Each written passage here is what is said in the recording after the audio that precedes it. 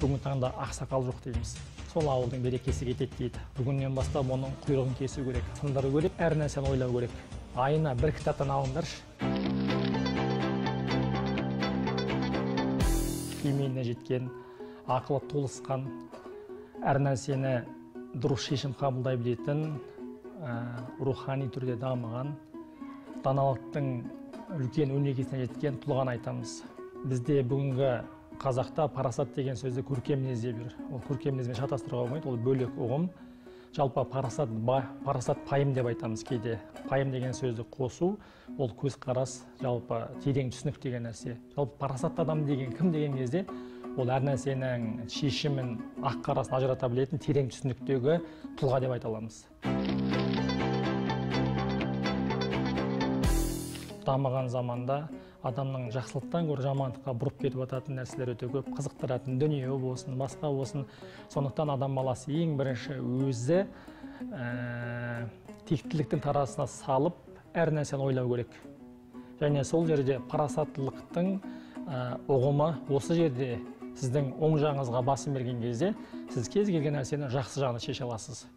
Ал егер сіздің парасаттылығыңыз болмаса, онда әлбетте сіз ұрынасыз. Кейде неге бізде бүгін таңда ақсақал жоқ дейміз. Өйткені сол парасат пайымы, парасаттылығы терең болмағандықтан, түсінігі таяз болғандықтан, біз бүгінгі таңда осы қоғамда ақсақалға мұқтажбыз.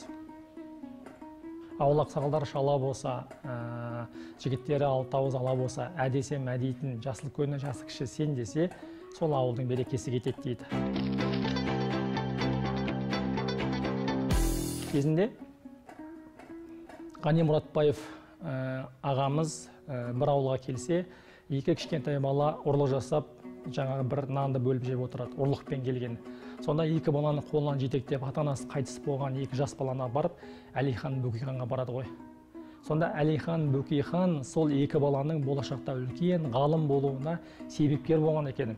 Ауылда аты шыққан бұзықтықпен, тентектікпен адам болмайды деген екі баланы бір-ақ сөзімен Әлихан Бөкейхан, мен сенің көзінен от көріп тұрмын, шырағым, сен үлкейген осындай ғалым боласың деп арқасынан сипап, әлгі баланың үлкен ғалым болуына себепкер болған. Сондықтан жалпы айтқан кезде біз болашақта осы сыбайлас жемқор адамдар қоғамда болмас үшін бүгіннен бастап оның құйрығын кесу керек, ортасынан бөлу керек.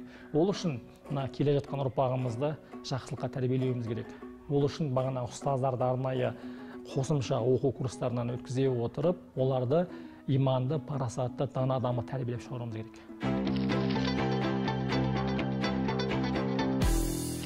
Кез келген жеңістің артында ең бірінші Алланың сәттілігі, екінші сіздің жақсы ниетіңіз, үшінші еңбек. Мәселен, мен өз басымды алатын болсақ, мәселен, аптасына 3 рет жаттығу жасаған болса, менімен қатар спортшылар, мен аптасына 13 рет жаттығу жасадым. Таңертең олар 2 сағат жаттықса, мен 4 сағат жаттықтым. Кешке олар 2 сағат жаттықса, мен 3 сағат жаттықтым. Жалпы сол еңбектің арқасында ғана озуға болады екен. Сондықтан мен жеңіске жету үшін ең бірінші өзінің нәпсіңді жеңу керек, екінші мына өзінің жалқаулығын сындыру керек, үшінші сол өзіңнің нәтиже шығаратын жеріңде, мәселен спорт зал, білім ғылымның айналасына жүру керек. Сол кезде нәтиже болады. Бірінші имандылық, екінші парасаттылық болсын, жақсы мен жаманды саралайды, үшінші бағанағы қасыңызда жақсылыққа бастайтын досыңыз немесе ұстазыңыз болу керек.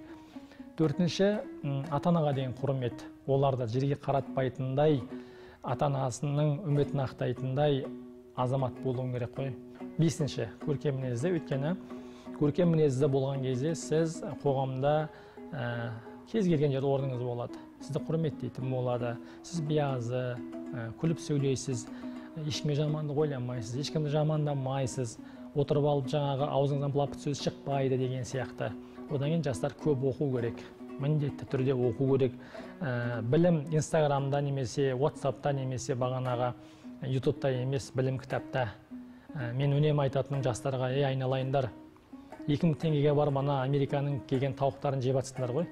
Айына бір кітаптан алыңдаршы. Жақсы кітап, мен списігін шығарып берейін, тізімін, мынандай кітап ал деп. Сонда жылына сізде 12 кітап болады. Бір кітап, бір бет оқысаң да оқыда тоқы. Мұнда не айтқан Бұқар жырау, Бауыржан Момышұлы не айтқан мұнда деген сияқты және жазып ал. Өйткені бағанағы Тұрмағамбет айтады екен ғой, ойыңды тұсаулап отыр шырағым деп. Өйткені адамның басына кейде бір ұйықтап жатқан кезде керемет ойлар келеді.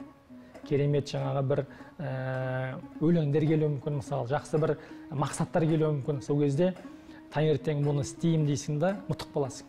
Сонда ойды тұсаулап отыр, оқығаныңды жазып отыратын болсаңыз, ол сіздің болашағыңыз үшін де үлкен қару болады екен. Сондықтан жалпы айтқан кезде жастарға тек қана білім керек, иман керек, парасаттылық керек, ақыл керек, көркем мінез керек.